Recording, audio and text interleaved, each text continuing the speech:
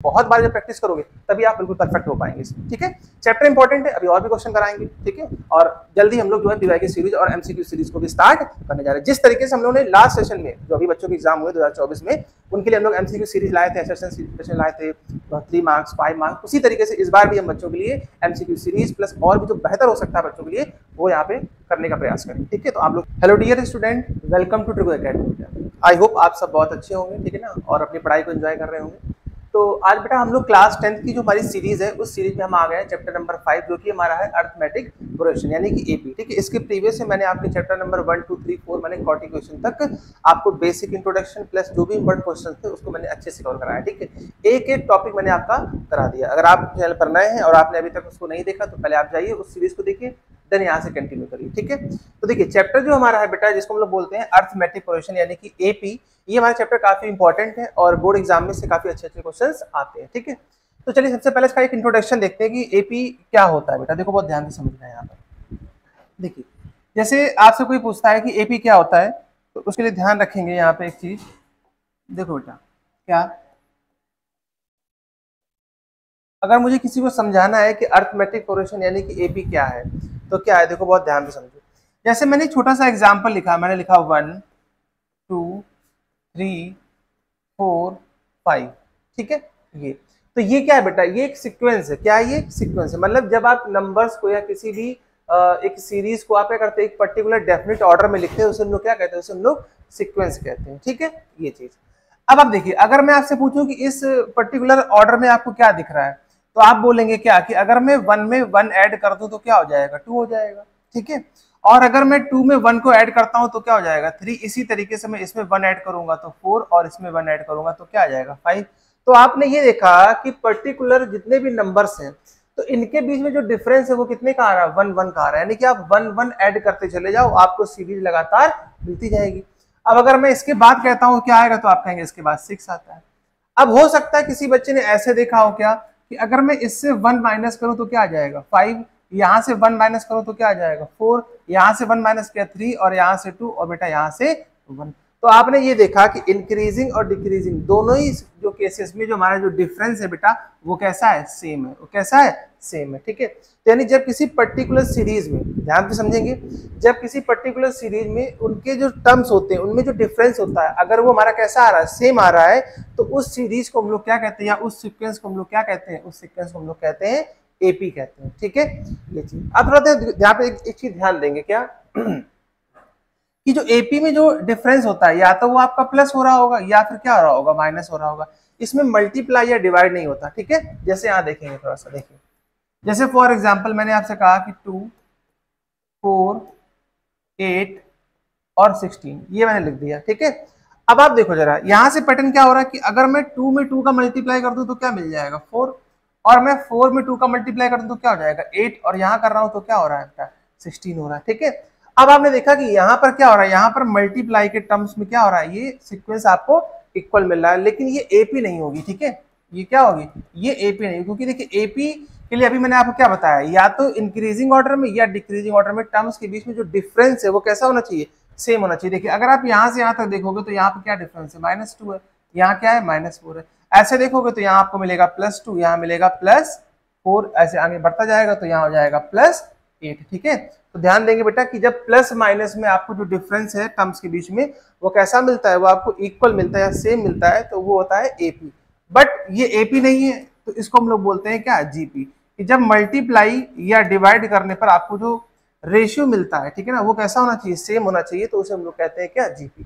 फिलहाल जीपी हमारे सिलेबस में नहीं है, आपको 11th में पढ़ने को मिलेगी, ठीक है। तो हम लोग यहाँ पर क्या पढ़ेंगे, हम लोग पढ़ेंगे एपी, ठीक है। ये चीज अब देखो तो ध्यान से समझो बेटा, और अच्छे से समझते हैं एक बार एपी को। देखो जैसे कि मैंने आपसे कहा कि 3 5 7 9 एंड सो ऑन, इस तरीके से लिखी है सीरीज। तो ये भी एक जीपी है। कैसे, देखो अगर आप इनके बीच का डिफरेंस देखो बेटा, तो यहाँ पे डिफरेंस कितना आ रहा है, 2। इससे इसको माइनस करो, डिफरेंस 2 आ रहा है। इससे इसको माइनस करो तो डिफरेंस क्या आ रहा है, 2 आ रहा है, ठीक है। ऐसे भी देख सकते हैं कि मैं 3 में क्या प्लस करूं कि 5 आ जाए, 2। तो यहाँ पे 2 बेटा, यहाँ भी 2। तो आपने देखा क्या होगा, इंक्रीजिंग ऑर्डर या डिक्रीजिंग ऑर्डर में आप देखें तो उनके बीच जो डिफरेंस आ रहा है वो कैसा आ रहा है, सेम आ रहा है, ठीक है।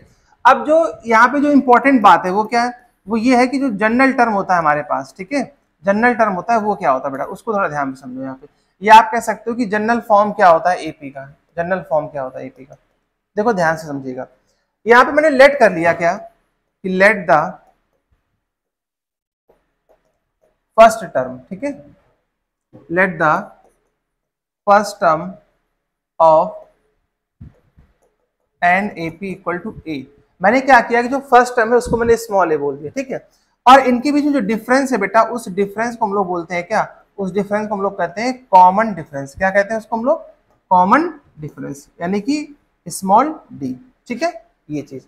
अब आपको ध्यान क्या देना, देखो जब किसी भी एपी का, मैंने यहाँ पे बात हो रही जनरल टर्म की, जब किसी भी एपी का फर्स्ट टर्म ए हो और कॉमन डिफरेंस डी हो, तो वो एपी क्या होगी, इस पे ध्यान देंगे थोड़ा सा। देखो बेटा, तो वो एपी हमारे पास हो जाएगी ए प्लस डी, ए प्लस 2d, ठीक है, comma A plus 3d and so on, इस तरीके से, ठीक है, ये चीज। भाई देखिए आपने क्या किया, आपने ये हमारे पास क्या है बेटा, ये हमारे पास है फर्स्ट टर्म, ये है हमारे पास सेकंड टर्म, और ये है हमारे पास थर्ड टर्म, और ये क्या है बेटा, ये है आपके पास फोर्थ टर्म, ठीक है, यहां तक क्लियर। अब देखो ये क्या है बेटा, ये जनरल टर्म है। अगर आप इस जनरल टर्म को बहुत ध्यान से देखें जरा एक बार, तो यहाँ पर मुझे एक सीक्वेंस मिल रहा है, एक पैटर्न मिल रहा है, क्या है देखो बेटा, जनरल टर्म है आपका ए प्लस डी, ए प्लस 2d, ए प्लस 3d, ठीक है, एंड सो ऑन, ठीक है। देखिए ऐसे लगातार चलता जाएगा। तो अगर आप बहुत ध्यान से देखो तो ये हो जाएगा T1 T2, ठीक है, और ये क्या हो जाएगा आपका T3, और ये क्या हो जाएगा आपका T4 हो जाएगा, ठीक है, ये चीज।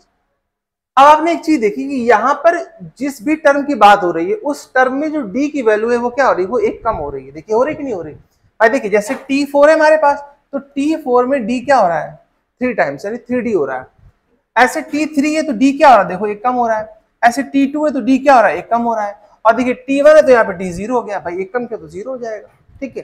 तो इसी तरीके से अगर हम लोग आपसे यहाँ पे पूछते हैं बेटा क्या, कि n टर्म क्या होगा, Tn टर्म क्या होगा, Tn टर्म, तो आप कह देंगे क्या, a लिखो पहले, देखो a लिखो बेटा पहले, और जैसे आपने यहाँ एक कम कर रहे थे वैसे n में एक कम कर दो, तो n में एक कम करोगे तो क्या हो जाएगा, n-1, और ये क्या हो जाएगा d।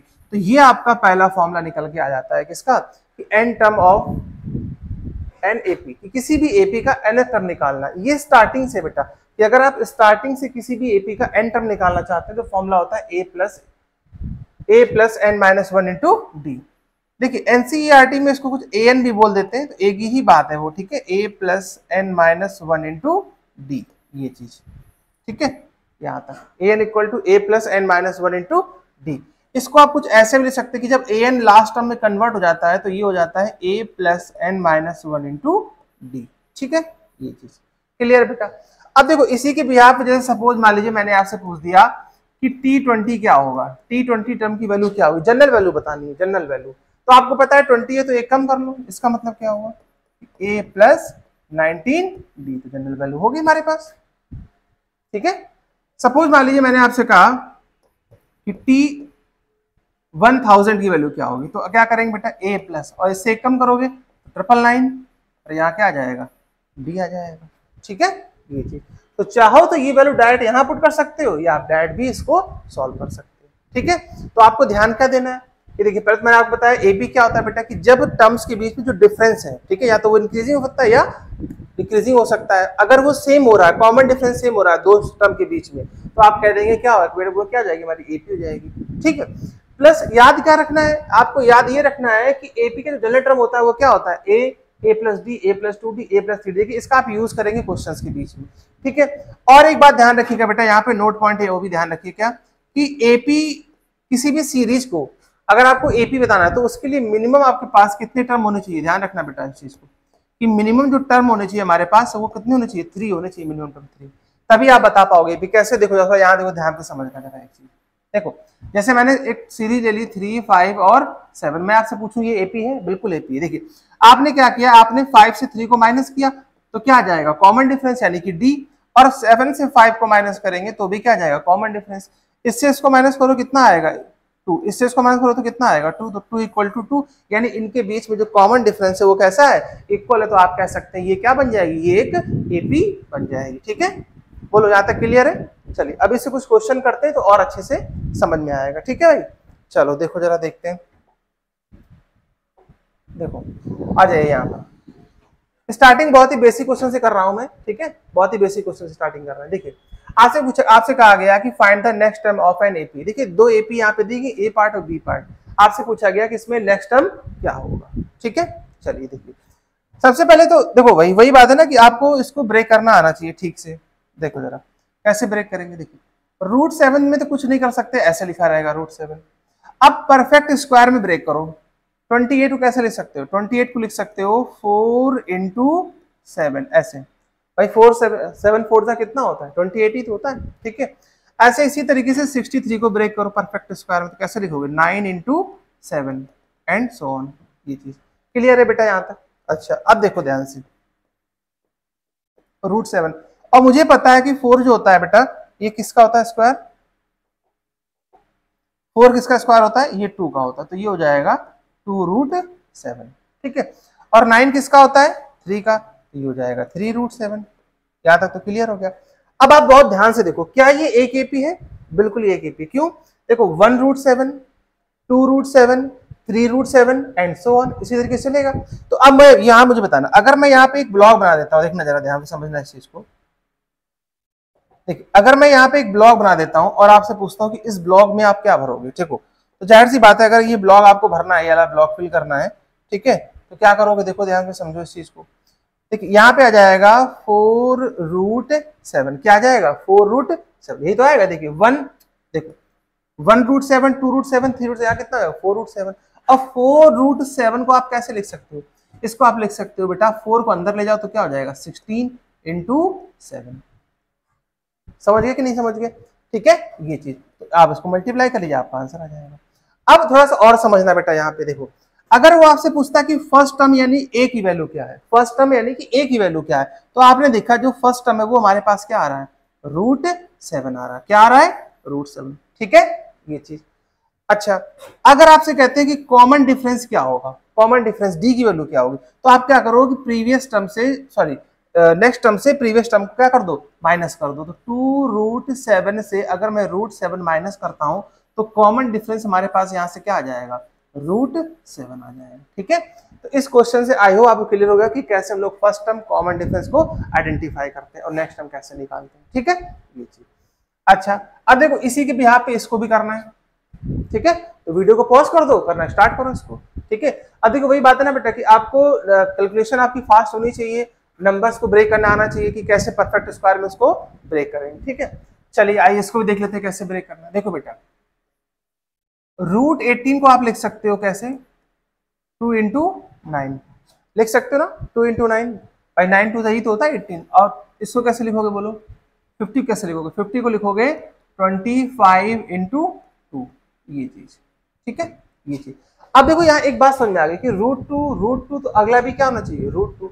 तो मैंने क्या किया, मैंने ये देखा कि मैं 49 में कितने का मल्टीप्लाई कर दूं कि 98 हो जाए। तो देखिए 2 का मल्टीप्लाई कर दीजिए तो 98 हो जाएगा। बोलो हो जाएगा कि नहीं हो जाएगा। अब ये कितना हुआ, ये हुआ 3√2। 25 को बाहर लाओगे तो क्या हो जाएगा 5√2। ऐसे 49 को लाओगे तो क्या हो जाएगा बेटा 7√2 एंड सो ऑन, इस तरीके से। अब यही तो पूछा गया था कि इसके बाद वाला टर्म क्या होगा। तो देखो बहुत ध्यान से समझो, यहां से यहां तक में जो डिफरेंस आ रहा है वो कितने का आ रहा है, 2√2 का आ रहा है। देखो आ रहा कि नहीं आ रहा भाई, 5 से 3 को माइनस किया 2 और √2।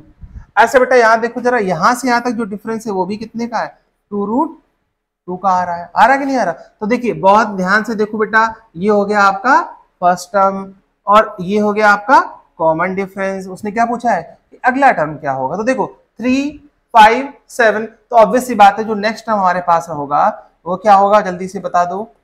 देखो जरा ध्यान से, वो हमारे पास होगा 9√2, ये तो होगा 9√2। भाई देखिए 3 5 7 7 2 ऐड किया तो कितना हुआ 9। तो 9√2 को आप जब लिखेंगे तो 9 को जब मैं अंदर ट्रांसफर करूंगा तो 81 हो जाएगा और यहाँ क्या आ जाएगा, तो आप इसका मल्टीप्लाई कर लो तो कितना हो जाएगा, 2 1 2 2 8 16। सही है, 162। ठीक है, ये चीज। कोई प्रॉब्लम तो नहीं किसी को यहाँ तक। आई होप क्लियर है बेटा, ठीक है ये चीज। चलिए कॉपी पेन आप अपने साथ रखा करिए जब भी प्रैक्टिस करिए इस तरीके से, ठीक है। चैप्टर इजी है, बस आपको क्या होना चाहिए, प्रैक्टिस इसकी होनी चाहिए, किसी भी चैप्टर में प्रैक्टिस होनी चाहिए। फॉर्मूले ज्यादा है नहीं 10th में पढ़ने के लिए, ठीक है, तो बस फॉर्मूलों से ज्यादा कुछ बेनिफिट नहीं होने वाला मुझे मेरे हिसाब से, बाकी प्रैक्टिस का ही खेल है, ठीक है। चलो अच्छा देखो, आ जाइए नेक्स्ट क्वेश्चन पे देखते हैं।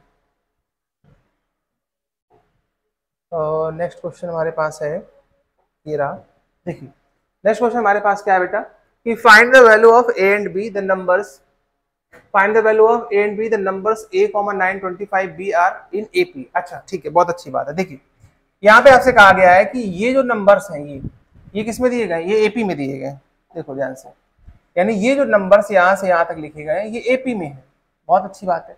उसने कहा A और B की वैल्यू बताओ।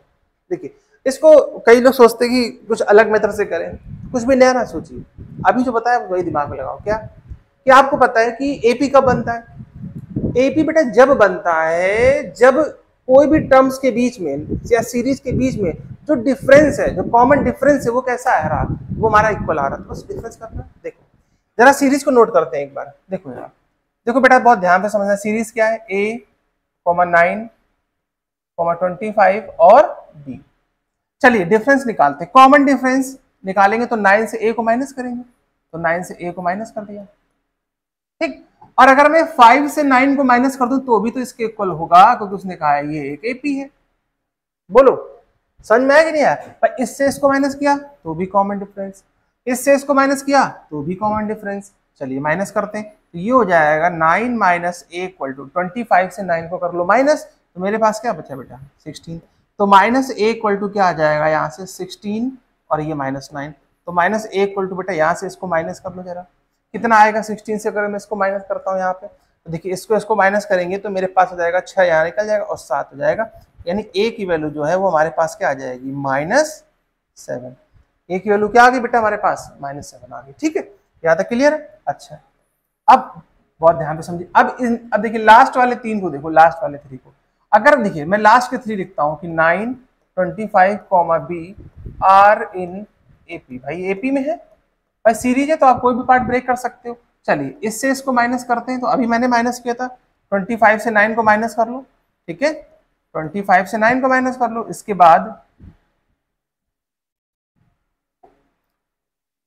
बाद क्या करना है अपने को, देखो अपने को माइनस करना है B से 25 को माइनस करना है, ठीक है ये चीज।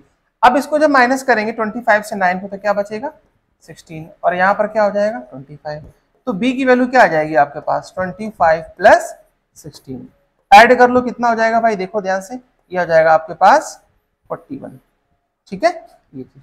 अब एक बार ये वैल्यू यहाँ पुट कर दो, क्या ये वैल्यू सही आ रही है, आइए चेक करते हैं। देखिए उसने कहा बेटा ये है -7, अगेन 9 यहाँ पे लिखा हुआ, 25 है और हमारे पास क्या है 41 है। जरा चेक करो, डिफरेंस चेक करो, देखो अगर आप 9 से 7 को माइनस करते हो तो देखिए अगर आप 9 से माइनस करोगे 7 तो माइनस और ये माइनस क्या हो जाएगा प्लस, तो यानी डिफरेंस कितने का आया 16 नंबर का आया कि नहीं आया। इससे इसको माइनस करो 16 का डिफरेंस, अब देखो बेटा इससे इसको माइनस करो, अभी देखिए आपने 41 25 कहाँ गया, ये रहा 41 25 माइनस करोगे तो क्या आ जाएगा 16 ही तो आएगा। तो देखिए यानी ये हमारा क्या हो गया, बिल्कुल परफेक्ट आंसर है इस तरीके से, ठीक है। तो एक ही क्वेश्चन में मैंने आपको कई चीजों को एक्सप्लेन करने की कोशिश की, ठीक है। आई होप आपको क्लियर हो रहा होगा बच्चों, ठीक है ये चीज। चलिए आइए देखते हैं एक और क्वेश्चन। देखिए आज से कहा गया कि find the n term and the 16 term of the given AP। ये AP दी गई, इसका आपको n टर्म बताना है और इसका 16 टर्म बताना है। चलो देखो ट्राई करो कॉपी में, ट्राई करो कॉपी में बेटा, ट्राई करो, जरा पानी पी लेते हैं, ट्राई करके देखो जल्दी से क्या आ रहा है, 9th एंड 16 टर्म सही आ रहा है, उसके बाद वीडियो पॉज कर दो, फिर मेरा आंसर चेक करना अपने साथ, ठीक है।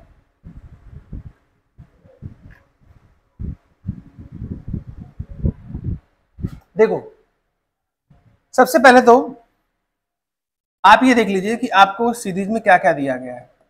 देखो अगर सीरीज को बहुत ध्यान से देखेंगे तो आपको A की वैल्यू पता है बेटा क्या 3, इसके बाद आप कॉमन डिफरेंस निकाल सकते थे, इसको माइनस कर लो, 5 से 3 को माइनस करोगे तो क्या आ जाएगा 2। चलिए पहला पार्ट सॉल्व करते हैं। उसने बोला है कि n टर्म की वैल्यू क्या होगी, Tn की वैल्यू क्या होगी। अभी Tn का फॉर्मूला बताया था मैंने आपको कि A plus n minus 1 into D.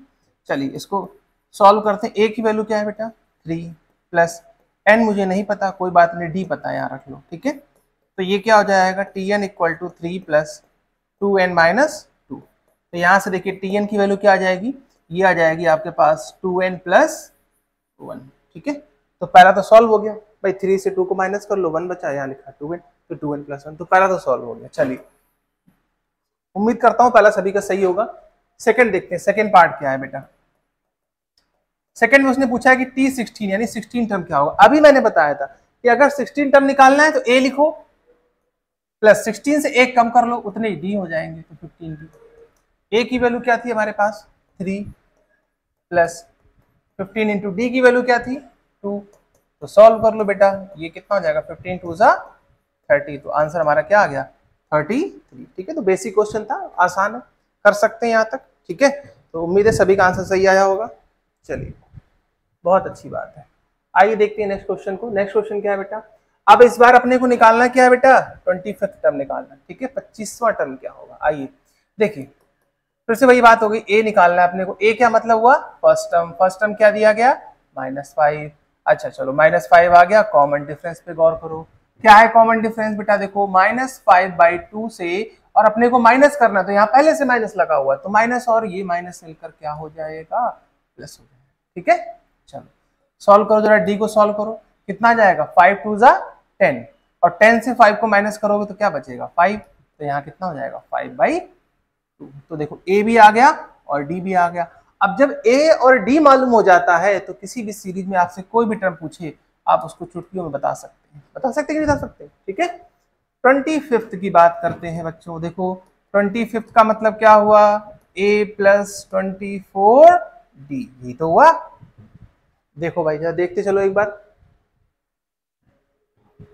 हाँ चलो, a की वैल्यू क्या है -5, 24 इंटू डी, डी कितना दिया हुआ है अपने को 5/2, 2 से कैंसिल आउट कर लो, 2 का टेबल तो बचपन में पढ़ा था हम लोगों ने, क्या होता है देखो 2 1 जा 2, 2 2 जा 4, ठीक है। तो ये कितना हो जाएगा 12 5 60, 60 से 5 निकाल लो, कितना बचा 55, ठीक है। तो फाइनल आंसर क्या आ जाएगा बेटा आपके पास 55 आ जाएगा, ठीक है। क्लियर है, कोई प्रॉब्लम तो नहीं यहाँ तक। चलिए, बेसिक क्वेश्चन है, सिंपल क्वेश्चन है। आइए इस क्वेश्चन को भी देख लेते हैं। उसने कहा कि which term of the AP is 81, कह रहा है कि इस एपी में कौन से नंबर पे टर्म 81 आएगा, कौन से नंबर पे आएगा। इसका मतलब क्या हुआ, इसका मतलब हुआ मुझसे n पूछा गया है, ठीक है। समझ गए कि नहीं समझ गए, हाँ। पढ़ते ही बिल्कुल क्वेश्चन की भावनाओं को एकदम कैच कर लो, कोई क्वेश्चन कह क्या रहा है। देखिए रीडिंग ही बहुत, आपकी रीडिंग बहुत अच्छी होनी चाहिए, रीडिंग करना ही अपने आप में बड़ी बात है। ये बात समझ रहे हो बेटा, पता चला क्वेश्चन को पढ़ के भी समझ में नहीं आ रहा करना क्या है, तो बेसिक सी बात है। यहाँ पे उसने पूछा कि कौन से टर्म पे 81 आएगा, यानी n की वैल्यू क्या रही होगी। तो देखो जब ऐसा क्वेश्चन हो, जब वो कह रहा है कि इस सीरीज में कौन सा टर्म 81 होगा, तो ये मैं क्या करूंगा कि मैं ऐसा मान के चलता हूँ बेटा जो tn टर्म होगा वही क्या होगा हमारा 81 होगा, ठीक है।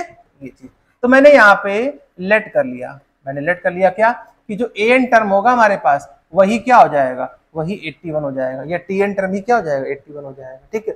चलो अच्छा देखो बहुत ध्यान से, और उसके बाद आप जरा यहाँ देखो गौर करना जरा, a की वैल्यू क्या दी गई है 5 दी गई है, d निकालना है अपने को। देखो d भी निकल ही आएगा, इसमें क्या दिक्कत है। देखो देखो जरा d निकालना है, माइनस करो जरा 9 से 5, इससे इसको माइनस करोगे तो क्या आ जाएगा 4।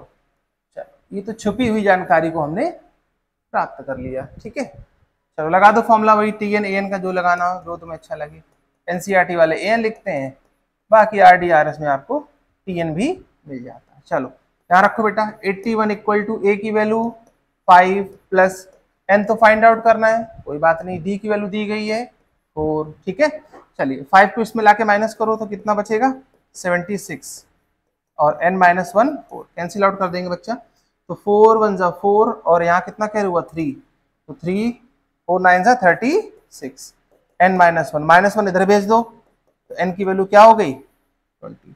इसका मतलब ये हुआ कि जो 20 टर्म होगा वही हमारा क्या होगा 81 होगा, ठीक है। ये चीज ठीक है, ये चीज आप देखो, थोड़ा ध्यान से समझना इस चीज को।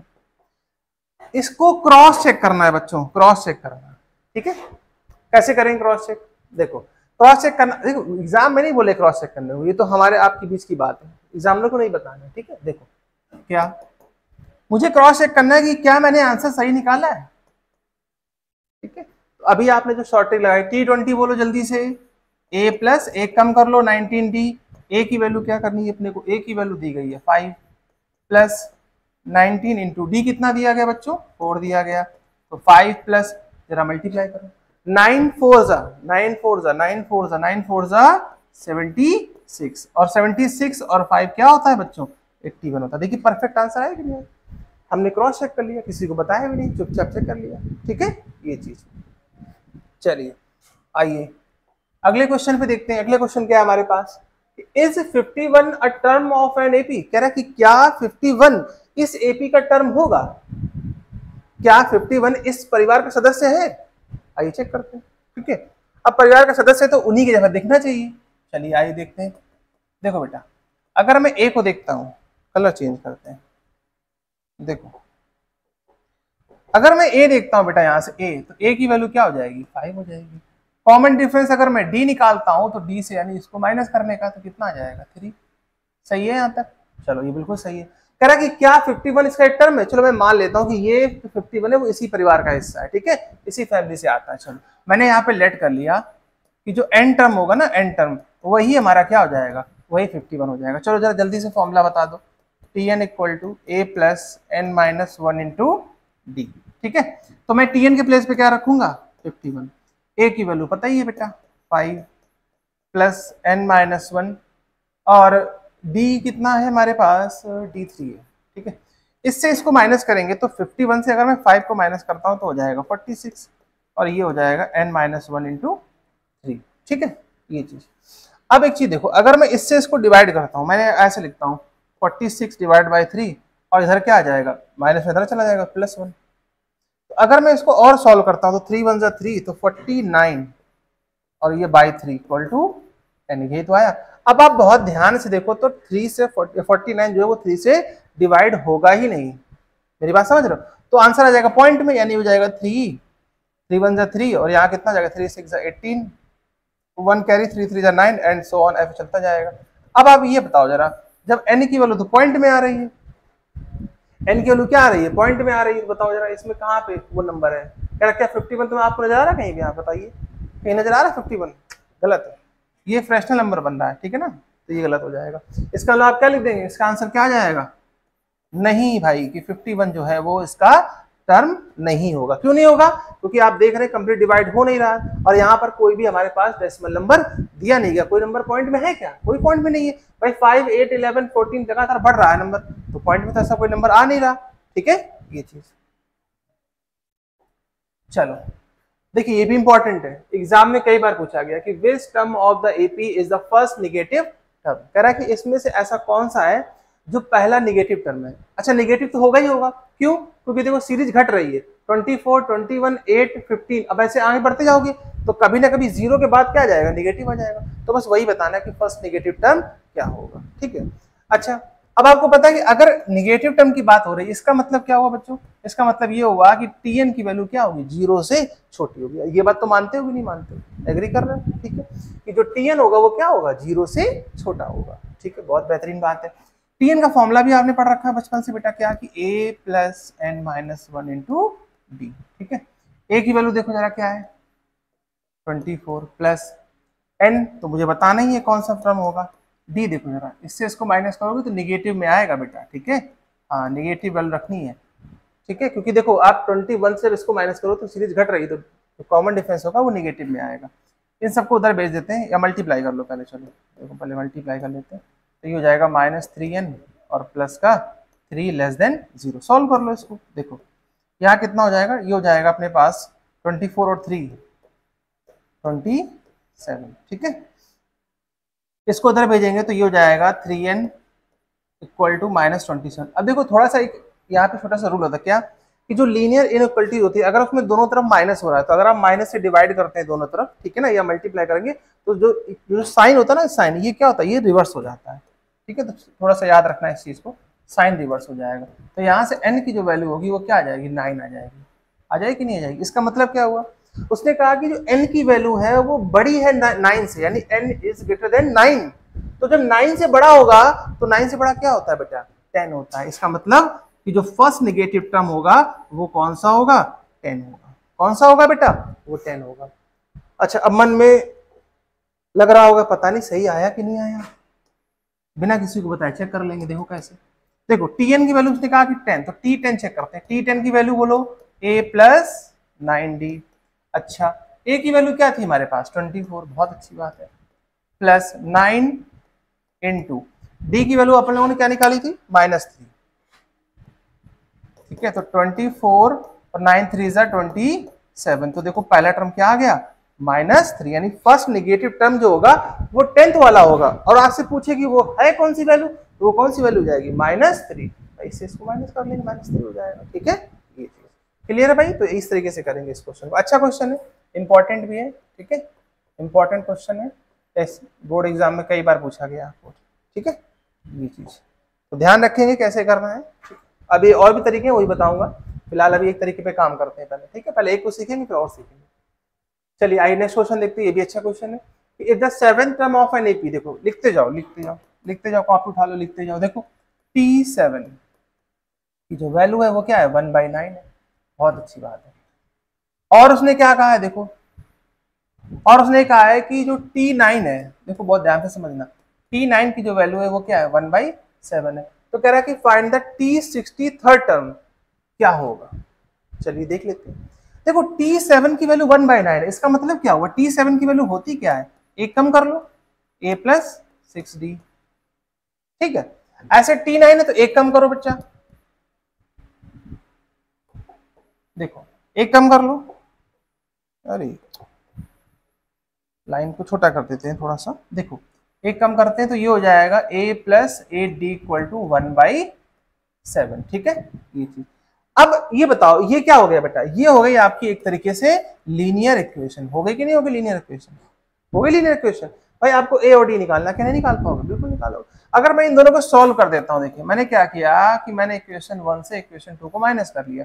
जरा माइनस करो, देखो a प्लस 6d की जो वैल्यू है वो है 1/9, और a प्लस और a प्लस 8d की वैल्यू जो है वो 1/7, माइनस माइनस माइनस, तो ये वैल्यू क्या होगी, कैंसिल। तो यहाँ क्या बचा, -2d। अच्छा, इसका इसका एलसीएम लोगे तो कितना आ जाएगा, 63। ठीक है ना, 9 से डिवाइड करोगे तो 7 बार जाएगा, 7 से डिवाइड करोगे तो 9 बार जाएगा। कुल मिलाकर के मैं ये कह सकता हूँ यहाँ से कि जो हमारे पास बचेगा वो बचेगा -2d, इधर से बचेगा माइनस का 2 अपॉन में 63, तो ये कैंसिल आउट हो गया। तो आपको देखिए डी की वैल्यू मिल गई कितनी, 1/60। डी की वैल्यू आ गई। अब डी की वैल्यू बेटा यहाँ पुट कर लेना, किसी भी इक्वेशन में पुट कर लो जहां आपको बेहतर लगे कि हाँ यहाँ से हम लोग कर सकते हैं सॉल्व। यहाँ पुट करते हैं तो ये हो जाएगा अपने पास, क्या हो जाएगा देखो बेटा, ये अपने पास हो जाएगा a प्लस 6 इंटू डी की वैल्यू कितनी आई थी, 1/63, और उस तरफ कितना था, उस तरफ था 9। ठीक है, तो यहाँ से जो a की वैल्यू आएगी वो आ जाएगी 1/9 माइनस का 6/63। तो इसको आप सॉल्व करोगे तो इसकी वैल्यू भी क्या आ जाएगी, 1/63। ठीक है, ये चीज। तो a और d की वैल्यू क्या आ गई, 1/63। उसने पूछा है कि T63 की वैल्यू क्या होगी। बहुत ध्यान से समझना बच्चों, क्या उसने मुझसे क्या पूछा था, उससे मुझसे पूछा है कि T63 क्या होगा। हमें पता है कि T63 की वैल्यू क्या होती है, a प्लस 62d। एक कम कर देंगे, अभी बताया था मैंने। ठीक है, चलो वैल्यू पुट कर दो, तो ये हो जाएगा 1/63 प्लस 62 इंटू 63। ये ऐड करोगे तो ऊपर कितना हो जाएगा, 62 प्लस 1 63, नीचे भी कितना हो जाएगा, तो फाइनल आंसर इज 1। ठीक है, ये चीज। तो आपसे पूछा गया था इसकी वैल्यू क्या होगी, तो इसकी वैल्यू क्या आ जाएगी, 1 आ जाएगी। ठीक है, ये चीज। एक बात ध्यान रखेंगे, जब रिवर्स ऑर्डर में हो, जैसे 7th की वैल्यू 1/9 थी और 9 की वैल्यू 1/7 थी, तो इस केस में a और d की वैल्यू हमेशा क्या आती है, सेम ही आती है। ठीक है, ये याद रखिएगा कि जब भी ऐसा दिया हो, ठीक है ना, कि p टर्म की वैल्यू q है और q टर्म की वैल्यू p आ रही है, तो उस केस में याद रखेंगे बच्चों की a और d की वैल्यू सेम आती है हमेशा। ठीक है, चलो बहुत अच्छी बात है। नेक्स्ट क्वेश्चन देख लो ट्राई करके तुम लोग जरा एक बार। मिडिल टर्म निकालना है ना इसमें, देखो find the middle term of an AP, AP का मिडिल टर्म निकालना है। चलो करके देखो।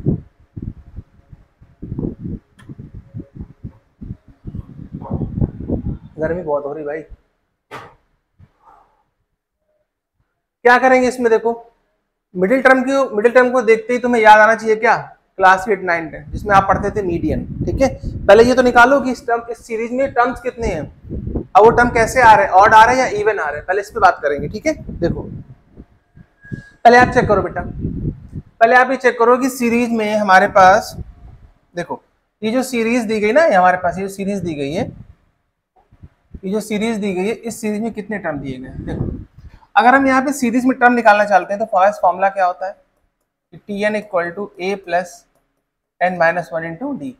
ठीक है, तो टी एन यानी लास्ट टर्म कितना दिया गया 37, यहाँ रख लेना। ठीक है 37, ए की वैल्यू देखो कितनी लिखी गई 213 प्लस एन निकालना है, और डी निकालोगे तो इससे इसको माइनस कर लेना, तो इससे इसको माइनस करोगे तो कितना बचेगा भाई, 5 यहाँ बचा 3 वहां बचा 8 हो गया। ठीक है, ये इसको उठा के इधर लाओ तो कितना हो जाएगा 7 और 3, तो माइनस करने का है, रुको देखो यहाँ पे क्या हो जाएगा 37 माइनस का 213 इक्वल टू एन माइनस 1, और ये क्या हो जाएगा डी।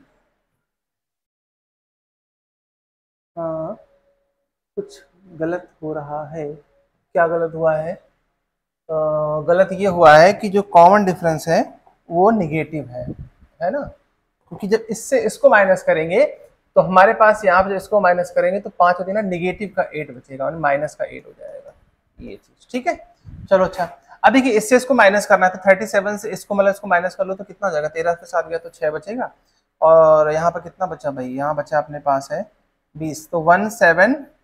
ठीक है, ये चीज तो ये आ जाएगा हमारे पास, और यहाँ पर माइनस का बचेगा, और माइनस से माइनस कैंसिल कर देना, n माइनस 1 इंटू 8, जो माइनस है ये माइनस कैंसिल कर देंगे। ठीक है, माइनस से माइनस कैंसिल हो जाएगा, अब 8 से, अरे शिट, हाँ देखो 8 से इसको कैंसिल आउट कर लो, 8 से कैंसिल आउट कर लो तो क्या बचेगा यहाँ से, n माइनस 1 इक्वल टू 8 2 जा 16, 8 में 16 और 8 में 16। ठीक है, n की वैल्यू यहाँ से कितनी आ गई 23।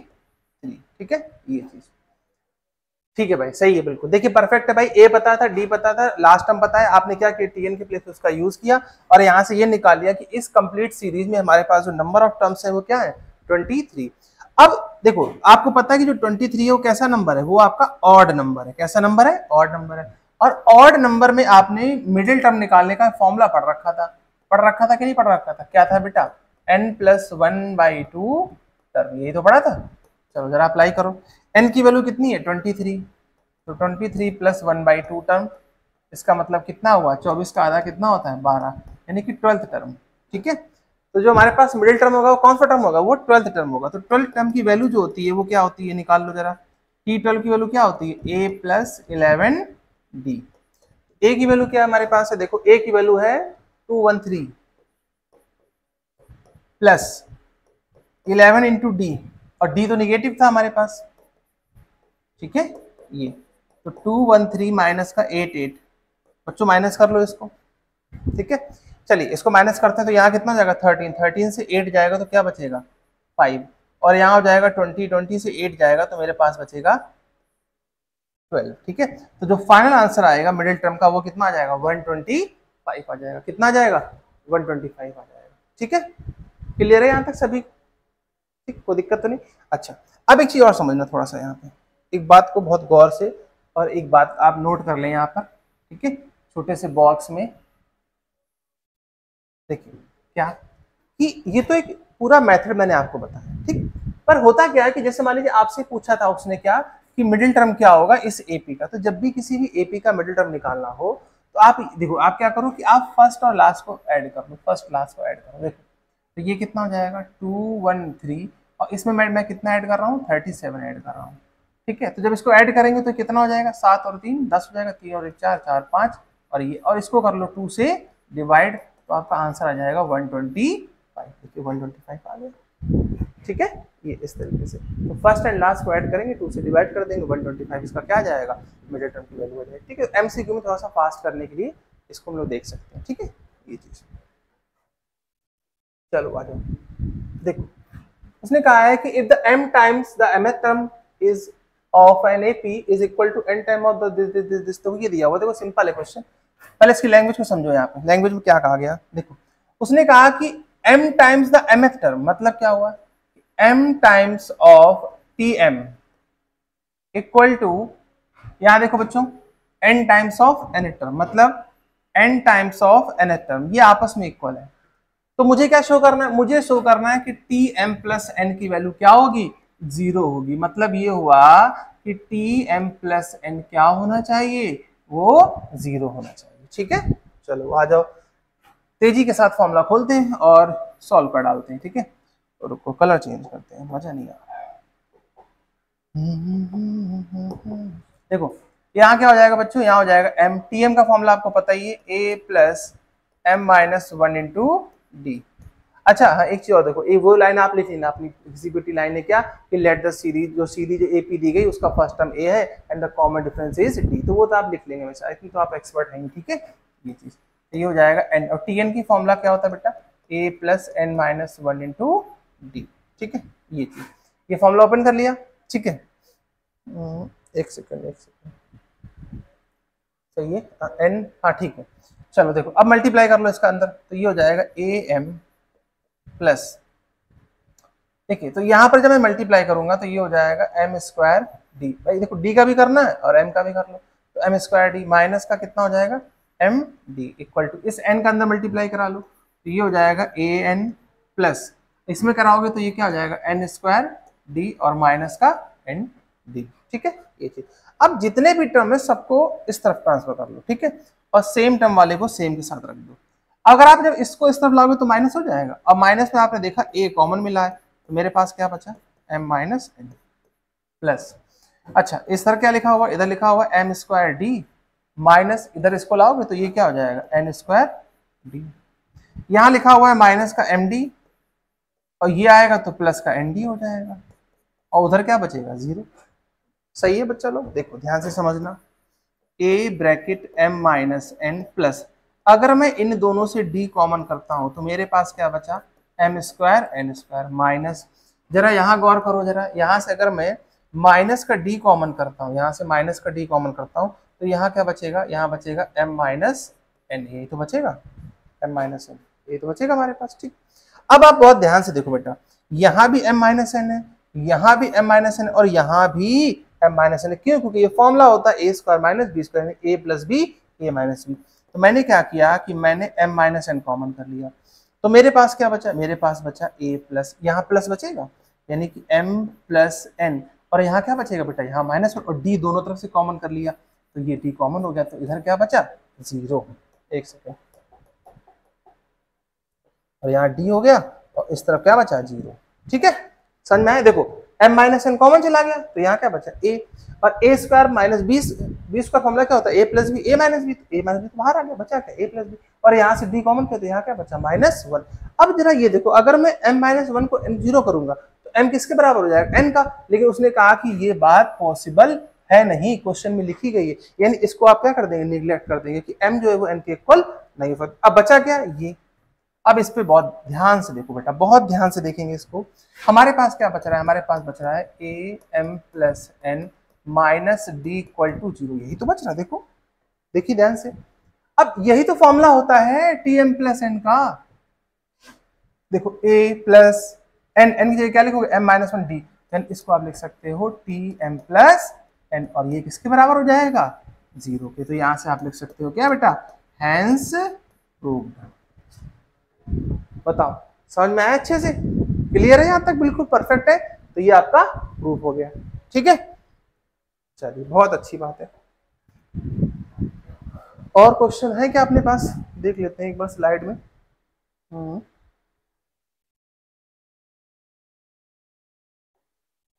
नहीं ठीक है, आज के लिए इतना ही क्वेश्चन है। ठीक है, 8th क्वेश्चन है अपने पास, तो ये यहाँ तक हमने भी क्लियर किया। ठीक है, तो एक बार ठीक है चैप्टर पूरा मैंने आपको समझा दिया, एपी क्या होता है। ठीक है, डेफिनेशन वगैरह पूछी नहीं जाती तो उसको रखने की कोशिश ना करें।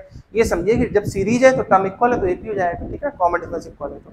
और ये कुछ क्वेश्चन थे, इन क्वेश्चंस को आप बहुत बार जब प्रैक्टिस करोगे तभी आप बिल्कुल परफेक्ट हो पाएंगे इसमें। ठीक है, चैप्टर इंपॉर्टेंट है, अभी और भी क्वेश्चन कराएंगे। ठीक है, और जल्दी हम लोग जो है पीवाई की सीरीज और एमसीक्यू सीरीज को भी स्टार्ट करने जा रहे हैं। जिस तरीके से हम लोगों ने लास्ट सेशन में जो अभी बच्चों के एग्जाम हुए 2024 में, उनके लिए हम लोग एमसीक्यू सीरीज लाए थे, सेशन लाए थे 3 मार्क्स 5 मार्क्स, उसी तरीके से इस बार भी हम बच्चों के लिए एमसीक्यू सीरीज प्लस और भी जो बेहतर हो सकता है बच्चों के लिए वो यहाँ पे करने का प्रयास करें। ठीक है, तो आप लोग चैनल से जुड़े रहिए, आपको अच्छा लगे तो वीडियो में जरूर शेयर करिए। ठीक है, चलिए फिर मिलते हैं नेक्स्ट, तब तक आप अपनी पढ़ाई करते रहिए, एंजॉय करिए। ठीक है, bye bye, thank you so much.